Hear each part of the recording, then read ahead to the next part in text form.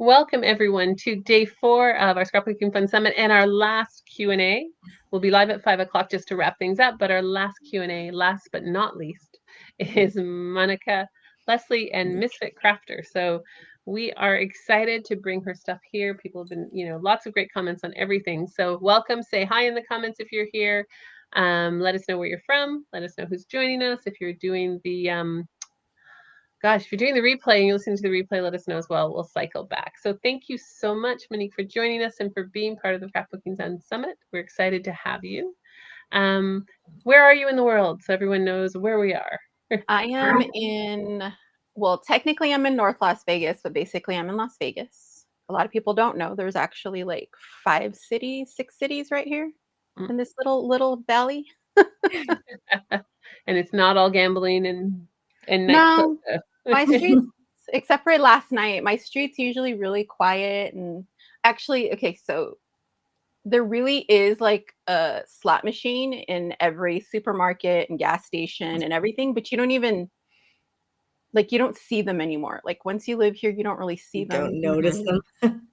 And we're not a 24/7 city. I was very disappointed when I couldn't find a Starbucks when I first moved here after like 7 o'clock. I was like, wait a minute.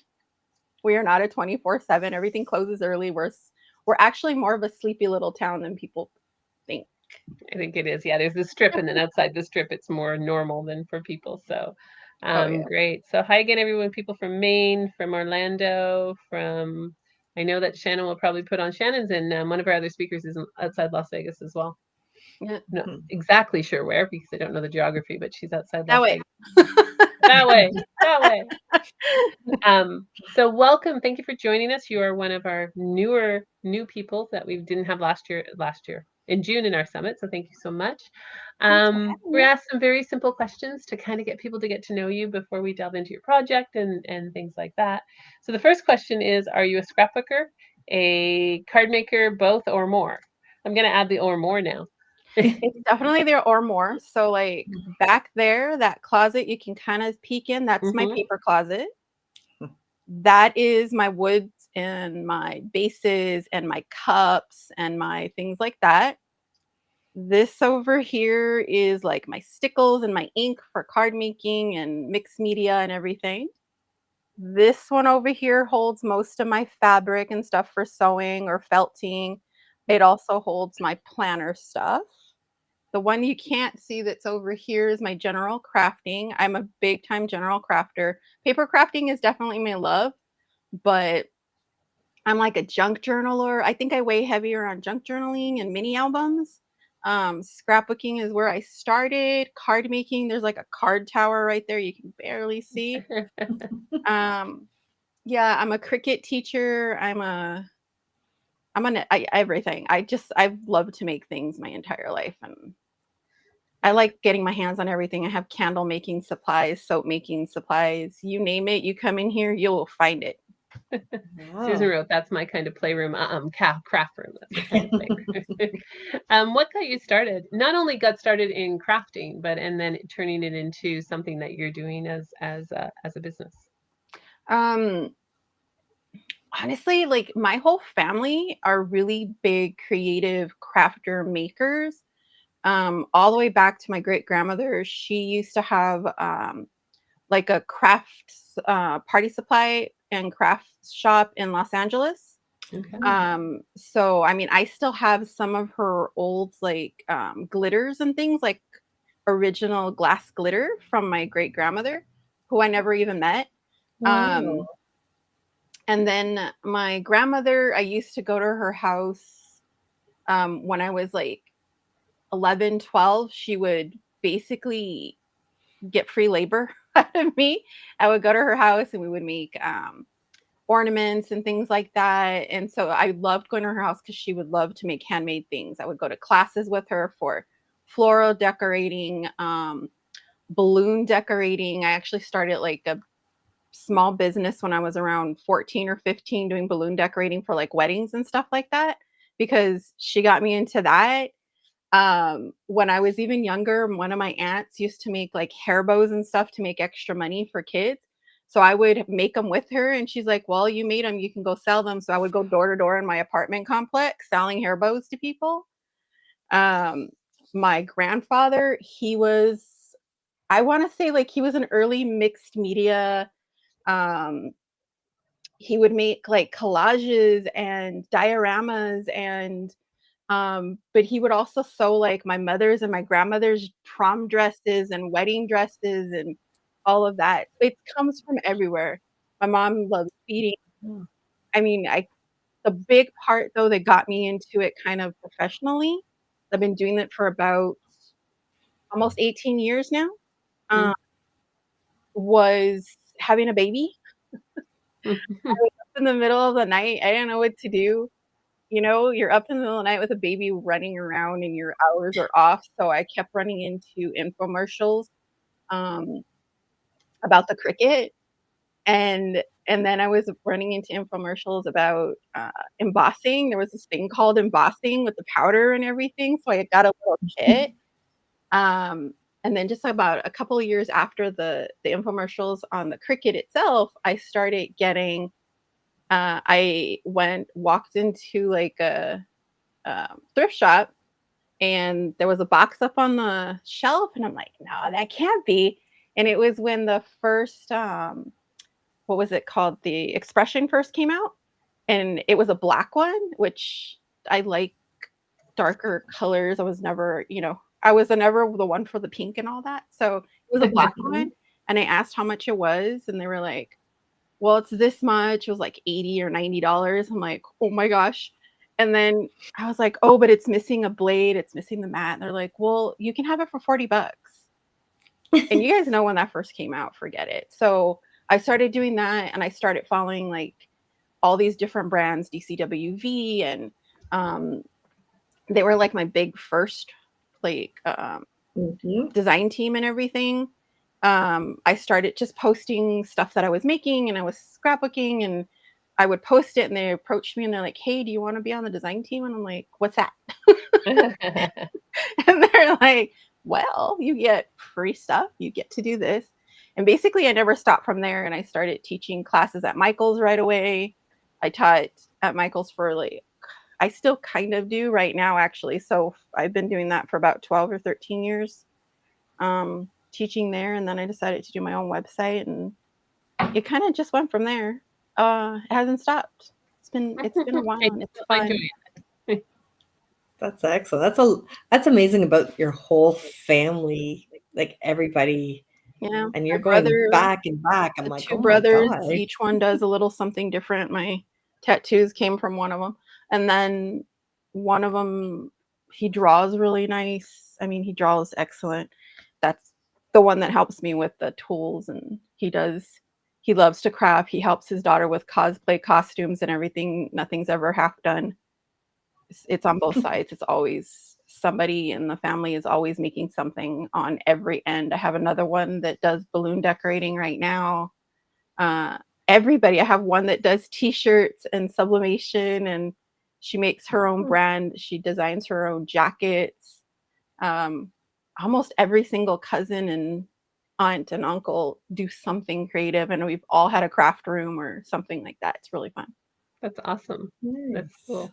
Hmm. Which one, like, so you have all of these different crafts. Which one's the one that you like to do the most? Or is there one that you like to do the most? Definitely anything that does with paper and making a mess. My fingers are always inky. Um, I love playing with paste and things like that, but I can do it in all those different things. So like, but right now I think my biggest one that I've been focusing on is junk journaling. It's just fun because one, I've always been kind of a little bit, uh, uh, I guess, earth conscious. I've always done that. I used to run my own chapter of Kids for Saving the Earth that used to be from a long, long time ago. So I really love the concept of just getting literal junk mail and paper scraps and things and making them into something really beautiful and pretty. Um, I want to say that's probably my number one right now. Um, but then I love thrifting and upcycling stuff and Hmm. adding anything in paints, splattering things, and yeah, I'm messy. I'm very, very messy. I'm Um, What kind surprised of my stuff fingers are clean today. with the thrifting? What do you look for? What, you walk into one of those stores going, yep, I'm going to use this or that. What grabs your attention? I have like a weird, there's a person that I follow and they always say that she has a superpower. She's called the crazy lamp lady. She has a superpower of being able to find something that ends up being worth more. I have that similar superpower, but I find something really cute that I can use it for something else. So I have that, I can make that into this. And if I add paint, and then if I add this to the top of it, I can make it into something else. But then I also I love milk glass. So like I keep my little supplies in my little milk glass bits. But usually like good bones, basic bases, something that has real wood, not pressed funny wood, lamps, weird looking lamps, and vintagey. I look for the weirdest things sometimes, and sometimes I don't do anything with them. I just look at them and they're really cute and I have to come home with me. I have this really weird looking duck chicken thing that's called a flower frog, and everybody kept looking at me crazy going, why do you want that? It's the ugliest little chicken with little holes in the top, and nobody knew what it was. I'm like, oh, that's a flower frog. It holds flowers. I brought it home and it just sits there, and everybody's like, I really love that little stupid thing. I actually know what a flower frog is. I have some of them from my mother. So I have some depression glass flower frogs that are pink, the depression glass, kind of pink and yellow, I think. Excellent. Can you tell us a little bit about the project that you did? So people have any questions on it? So the project that I did, because like I said, I can't, with the scrapbooking, I love mixing things that people wouldn't normally mix. So the original one that you see is this one with my daughter in it. And my daughter's always like, why do you keep using my face and everything? I'm like, well, Tracy's daughter says the same thing. So. I do the same. I get it. They always get mad when I'm like, you're the only one that stays still long enough for me to take a picture too. But I love just the mix of elements and the natural feeling of stuff. I love touching things, and so I wanted to bring something that was just a little bit out of the ordinary. It still can be a scrapbook layout. It can still hold your photos or memories and things like that. But for instance, like you can put this in a scrapbook album. That's the one people always ask. Like, can you put in a scrapbook? Yes, you can. It's probably only your scrapbook album's probably going to fit like 5 of these. But yes, you can put in a scrapbook album, put it in a sleeve. It totally fits. It really does. Because most of my layouts are like that thick. But I wanted something for you to just play and dig your hands in there and use natural elements. I looked at a box that I had up here that I had gotten from the store, and it was full of like moss and little chunks of bark and all these different moss shapes and things. And I was like, ooh, that would look really cute with some flowers. And so like I incorporated the little bits of bark and stuff. There's actually a tiny pine cone buried in one of the other ones. Just mixing in moss just to give it like a pretty natural look. And then just being able to play with the paste and the paint and just get dirty and messy. I know dirty and messy is not for everybody, but I love it for me. So then of course I redid another one with my son, similar, just using slightly different moss in there. He actually likes when I use him. He's okay with it. And then, I just love getting my fingers in there and playing with it. And I love paper flowers. I love making them. I love using them. I love repurposing, just changing them up. This is the one you actually see in the video. And then I ended up adding some little snowflakes in later and more moss. And then I ended up finding that I have these little things of rocks and stuff like that. But I like it because it kind of tells a story of what's in the photo as well. Sometimes I'll implement something like a feather that we found that day and we put it on there instead. We were at the beach. I'm going to add some sand in there because that was the sand from that beach. There's actually a layout up here that has real sand and shells and things like that I used to have on display at Michael's. You are very talented at pointing over your head backwards, I have to say. I've started learning a little bit better now, and I always make like it's getting a little better, but you're very talented at it. I gotta not think about it. I gotta look at where my Mhm. finger's going now. It's very beautiful too. So, incorporating those natural elements. Well, I asked this question for someone else, and I'm curious what made it mixed media. And you're saying it's that lift and that multiple techniques. Mixed media is anything. Mixed media is literally, it's 2 or more types of media that you're putting on anything. It's mixed. If you're making a card, you're usually mostly using, not counting the glue and stuff, it's paper and a stamp for a card. So it still can actually be considered a little bit of mixed media. Any scrapbooking that you add anything besides paper and a photo in there can be considered mixed media. Um, it's really just adding different pieces. Uh, Painting, someone that's a painter and artist, mixed media can be oils and watercolors, which would be really weird, but and probably kind of hard. But those are 2 different medias. They're 2 different mediums that you're using. That is mixed media. You're mixing them together. So really, more people, I think people don't realize that they're actually doing mixed media when they really are. Adding little junk journals definitely is mixed media. You're doing fabric and paper and mail and plastics and charms and all of that. That's all mixed media. Anything that's just more than one media really is mixed media to me. That makes sense. I mean, that's what I would have thought the definition is, but I've always seen it being a little bit more with like the resins and stuff like that, and fabric and bows, and Yeah, and it could be anything. I mean, it could be very little. It can be a whole lot. It can be inks with paste. That's mixed media. I mean, a lot of people use paste now on their layouts and things like that, and bossing powders. All of that is mixed media, whether it's cards or scrapbooking or anything like that. So basically, many scrapbooking pages are mixed media.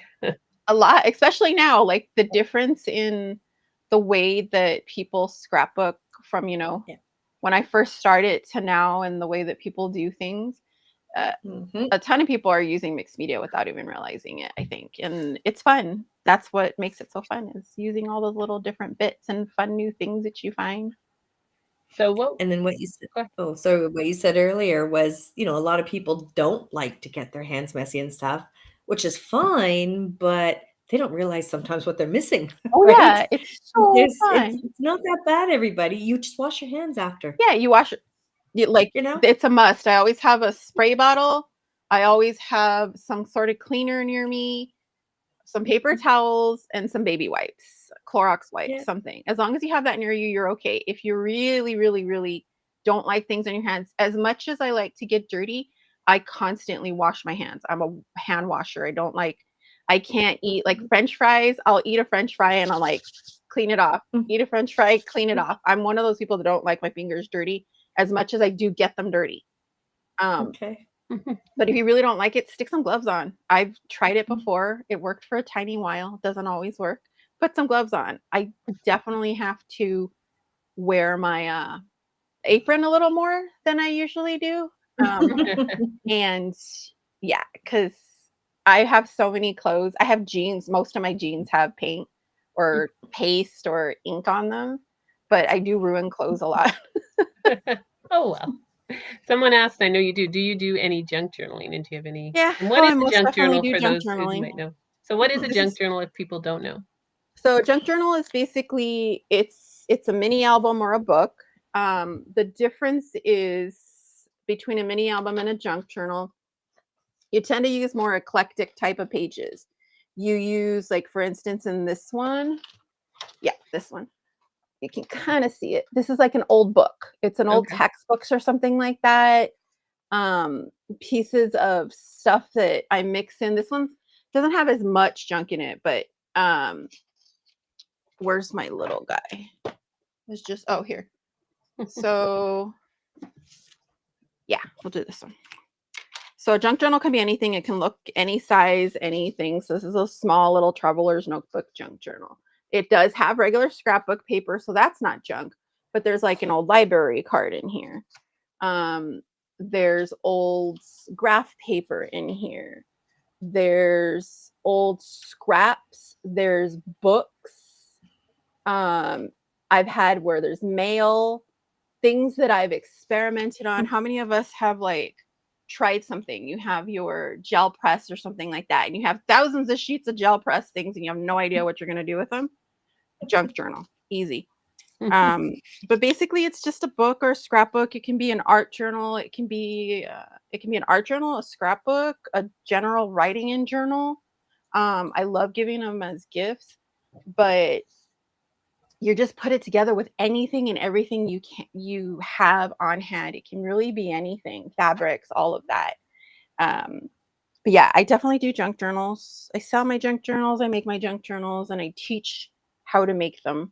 And I love playing with them and making them. I make them all kinds of sizes. I have itty bitty little guys like this Oh, those are cute. little guy. I'm working on, this is one of my covers right now that I'm working on. Another one Nice. from a collection that I just designed for paper. So I design junk journal kits and stuff like that too. I usually design them to go along with like my classes though. So like I'll design like things like that for people to use. But yeah, I definitely junk journal. What is your trick for not having your hands stained? So I have genetics. Yeah. Oh, jeez. My hands are naturally a little more oily. My face gets a little more oily, so sometimes that helps. But I can tell you a trick because during the winter and hot summer, usually in the winter, but my hands will get drier and they'll stay stained a little longer. Put lotion on before you start doing everything. Put lotion on, but make sure it dries so you don't stain your papers and stuff. But if you put lotion on before then, that'll help keep ink and stuff from getting on your fingers. But other than that, also get the hand washing, I forget what they call it, but the one for mechanics, it has a little bit of Okay. grit in it. Yeah. And that stuff will take off anything. And without really, it actually exfoliates your skin really nicely and everything. Smells good because it's usually made with orange oil and it pulls everything right off. It's really good. Good idea. Instead of trying to like get alcohol or wipes and stuff like that, it's a lot better than trying to like, it just gives a light exfoliation and the orange oil helps get all the ink and stuff off pretty good. But yeah, it's mostly, and it's not good genetics, just mostly I get oily. I have an oil. I oily actually understand that because I have really oily skin too, so I have the same thing. So, someone asked, since you do most art hands-on, can you talk about using art as therapy for the sensory aspects? Yeah, so I definitely do a lot more hands-on. My fingers are usually putting things in, and I'll pull off, and then all of a sudden I have moss or fluff all over my fingers for a while. Um, but I like to feel the texture of what I'm using. Some people don't like texture. Some people love certain textures. Some people hate certain textures. If I don't like it, I'll use tweezers and things like that. But if you've ever been like, as a kid, you just want to get your hands in Play-Doh and squish it. If you ever like, you just want to play with something and you want to touch it. And as an adult, we don't let ourselves do that anymore, I think. I think we taught, oh, that's for kids. We're not going to play with that. But have you ever walked in, like when what was that sand that kind of holds together? I forget what it's called. And Michael's used to have it out like crazy, but it's like moon sand. I forget. They called it moon sand and all these things. And I thought it was funny when I worked at Michael's, we used to have like a display of it. I also have in the back of my head, like, ew, a bunch of people touched it, but we used to have it out and you would think the kids would play with it more, but actually the adults came up and wanted to touch it. Yeah, kinetic sand. The adults would come up and touch it more than the kids because it's that one time you get to just kind of play with it. Or if you have like those little squishy toys. And I think a lot of people, when they become an adult, are afraid to enjoy those little fun things and interactive things. And this is one way that you can call it art because it is. And as an adult, it doesn't feel as childish. So it's really fun to just play with all those different textures and stuff like that. Like I said, if you are someone that doesn't like textures, though, yeah, I'm always carrying hand sanitizer myself. But if you don't like those textures, gloves, I pick up things with my scissors. I push things around. I can tell you the best tip I can give you is make sure everything's Teflon coated of some kind so your glue and stuff doesn't stick to them. I have things like picks and chopsticks are like my best friend when putting things in. Paint brushes, dabbers, all of those little things will help if you don't want to totally touch them.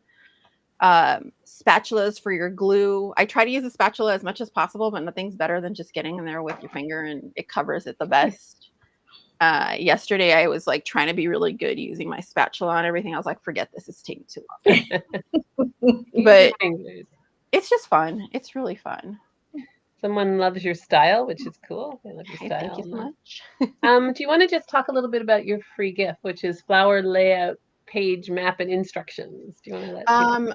And I forgot to pull it out, but it's buried in here somewhere. But yeah, it is a video instruction. You get the page map and you get the file if you want to use it on the Cricut to cut to make a full layout with these really pretty flowers and stuff. And I apologize, I forgot to grab it out. But if you go on my website, you can grab it along with any other freebie that's on there. You do just have to sign up for a free membership. It's totally free. There's no catch to it. It's basically just so I can keep trolls off the website, keeps it under control a little bit better. But it does give you the advantage that not only can you get that freebie, you can get all the other freebies that are on the website as well. You get special discounts and stuff if you become a member. There's always like discounts for classes and products. You learn things and you get a chance at all the freebies, and then you can join the groups that are on there if you want to. I have junk journal groups, scrapbooking, card making. We have planner group, and then like a general just crafting group that we all just kind of talk and get together. So if you want to grab it, you just head over, grab it, become a member. You can learn or you can join in as much as you want. And people are starting to post more and more. It's a little bit newer.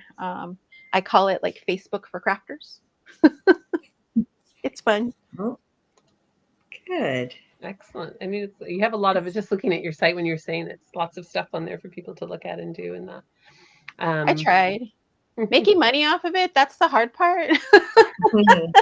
But it's fun. I think it's my one way to make more crafty friends.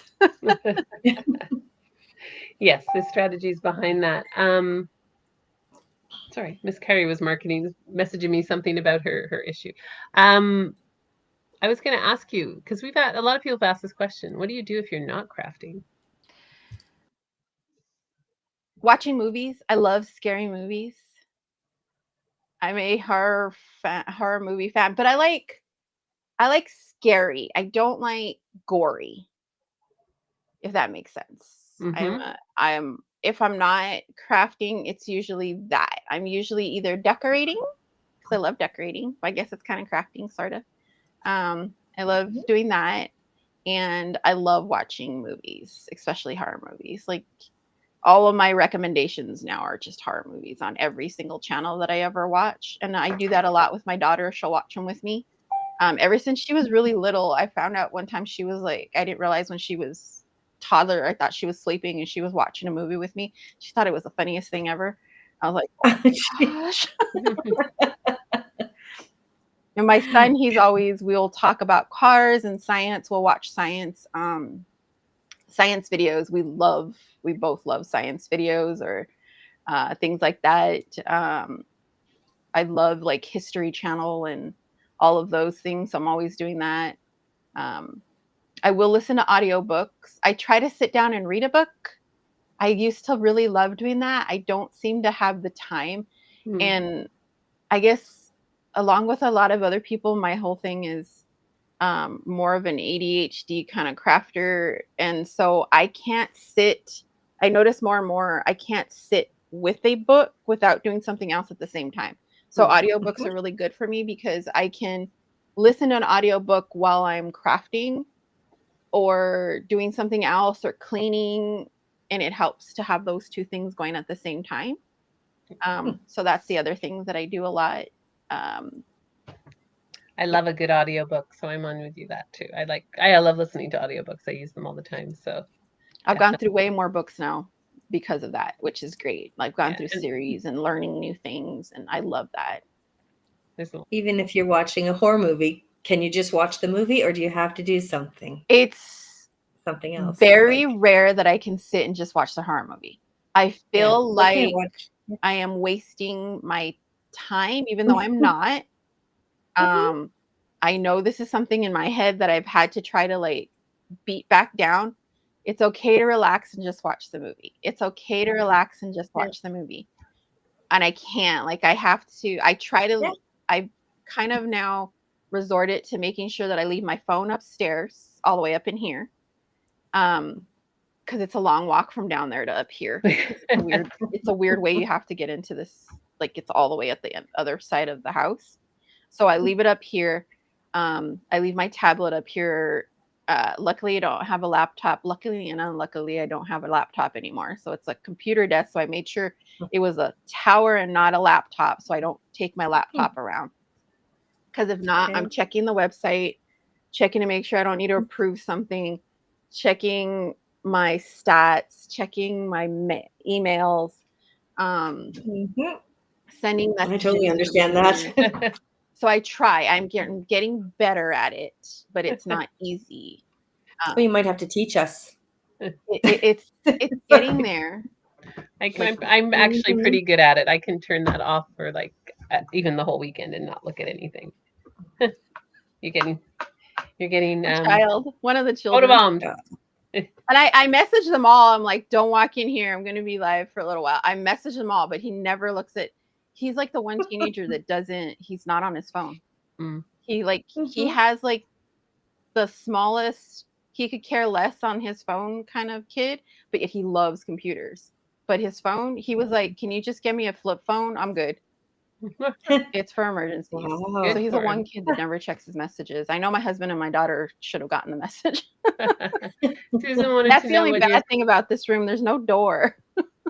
Yeah, that's always hard. Susan wanted to know what your favorite movie is. Ooh, that's a hard one. My favorite movie? I'm a David Bowie fan, so I do love My Labyrinth. Oh, that's an old one. But I don't know. That's hard. Whenever someone asks me like my favorite movie or book or anything like that, it's too hard. There's too many different things that I like. Like I said, I can tell you the types of movies, like I said, the horror and all of that. But yeah, that's a hard one. There are ones that I'll stop and watch. Oh, Practical Magic. Practical Magic, yeah. I can watch that over and over and over again. Not a problem. I think that's the one that I can keep watching and it never gets old. It's fun, but I'm with you on the horror. I don't like gore. I can handle horror movies, but I don't like gore. Not the gore, but I like the scary. And it's hard because they don't make them anymore. Poltergeist was the last one that I remember that was really made well. That was all of the all the Conjuring series is really good. Yeah, I haven't watched those. I kind of got over even liking horror movies after a while, but there was a time where I was like you, where I liked the story ones. So I love Practical Magic. So WJ loves it. Other people do too. So there you go. Yeah, I love. Yeah, Princess Bride's a good one. But Practical Magic, yeah, I think that's probably one of my number ones. Yeah, I was going to make me a cup that had like midnight margaritas and I was going to sell them and I never got around to it. So now I'm probably still going to make it, but I want to make it for myself mostly. Everything I make is usually because I want it. Yes. And if I happen to sell it, great. That's a common theme with a lot of the creators. It's either something they wanted or something that just kind of, we had Annie Things who does like, what does she call them? Chai people? I don't know. But she names them after her family, like people, friends. So she has a whole series of people under those names, which is kind of cool too. So it is very cool. I do that a lot. I will theme things after my kids a lot. I'll find things. There's always something. That or it's something I make for like my nieces and nephews. Always making things for them. I love making them little toys and stuff. They're starting to get older. I need new ideas on what to send them for holidays now. Yeah, that's the challenge too, when you make it and give it away and do that. But it's excellent. Any other questions for Monique? Any other things we want to chat about? It's the delay. There's that 30-second delay. So you're like, I know, it's always a lot of things.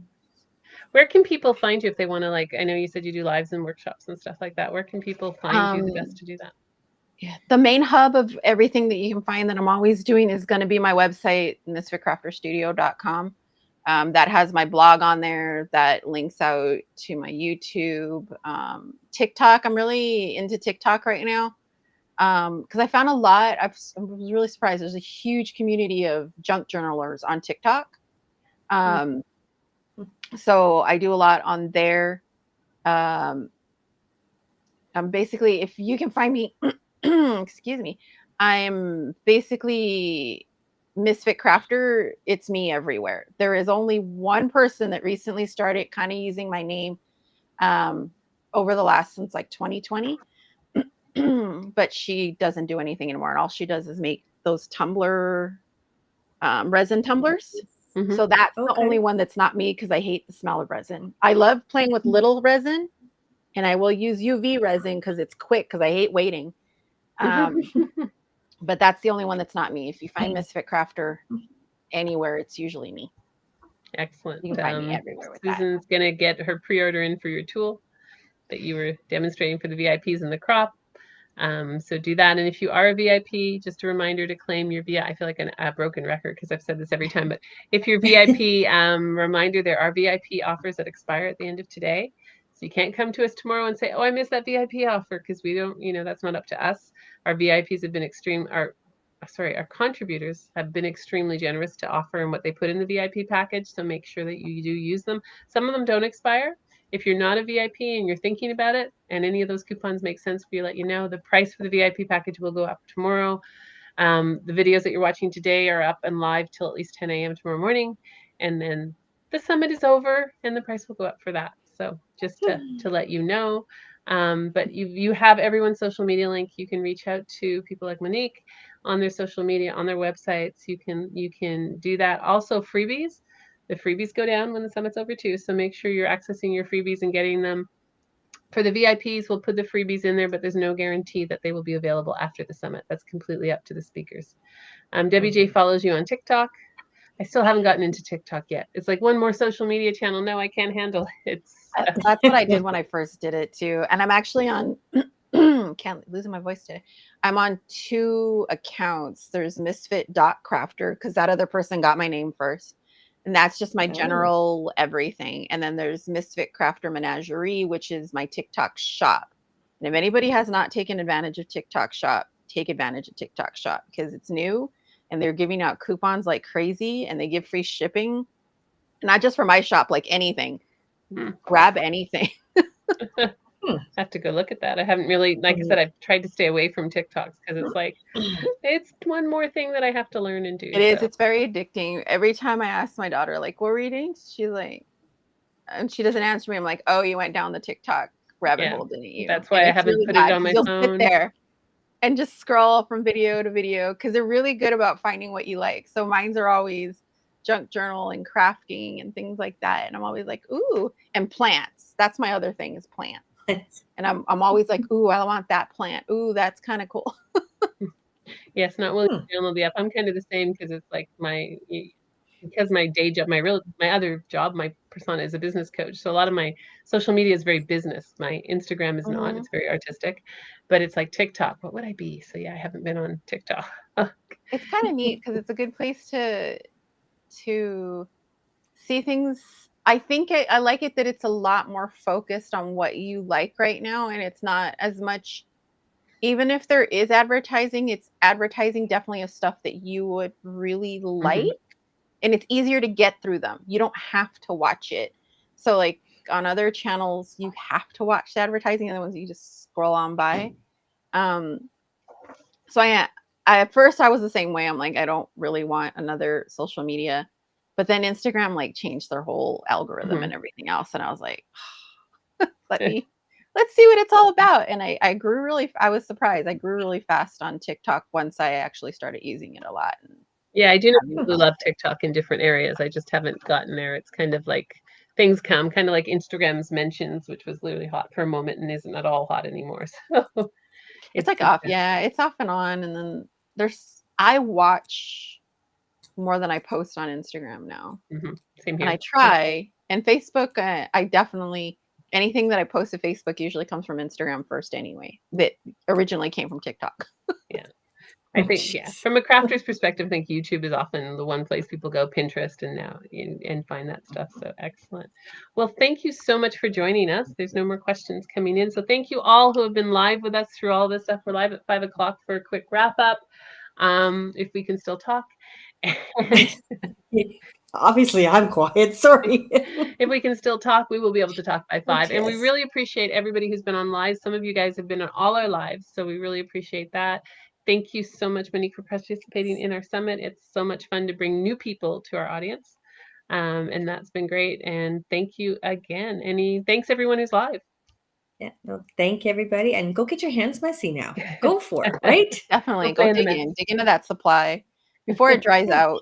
It's true. Go have fun with it. So thank you, and we will see you at 5 if you're going to join us. If not, thank you so much for being part of the summit. Thanks so much. Thanks, guys.